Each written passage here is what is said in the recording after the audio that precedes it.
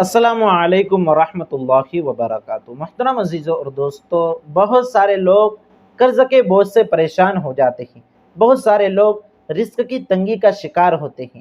تو ان دونوں چیزوں کا علاج سب سے پہلے تو میں یہی عرض کروں گا کہ ہم اپنے تعلق کو اللہ سے مضبوط کر لیں، نمازیں پڑھنے والے بن جاویں، نمازوں کی پابندی کریں، اللہ کے سامنے گڑ گڑائیں، تہجد میں اٹھ کر اللہ رب العزت سے اپنے مسائل کا حل طلب کریں، تو یہ سب سے بہترین علاج ہے۔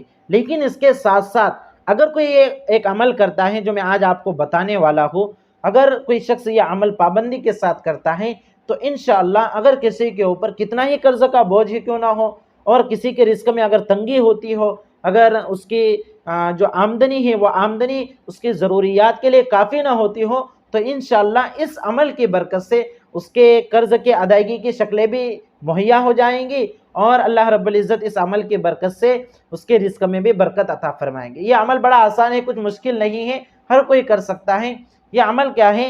روزانہ عشاء کی نماز پڑھ کر، عشاء کی نماز آپ پڑھ لیں، سنن نوافل سے فارغ ہو جاویں، اور کسی ایک جگہ کو طے کر لے، ایک جگہ کو متعین کر لے کہ روزانہ اسی جگہ پر بیٹھ کر آپ کو یہ عمل کرنا ہے۔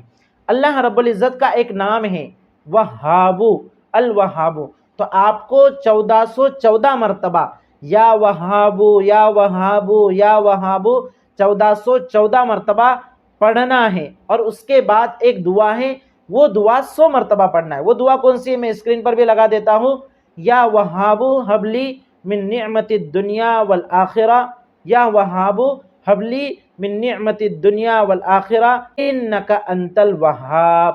تو یہ دعا آپ کو 100 مرتبہ پڑھنا ہے، انشاءاللہ آپ کے قرض کی ادائیگی کی بھی شکلیں اللہ رب العزت پیدا کر دیں گے، اور آپ کے رزق میں بھی برکت ہوں گی۔ لیکن ساتھ میں یاد رکھیں کہ گناہوں سے بچنے کا اہتمام کریں اور نمازوں کی پابندی کریں، اللہ سے اپنے تعلق کو مضبوط کرتے رہیں۔ والسلام علیکم ورحمۃ اللہ وبرکاتہ۔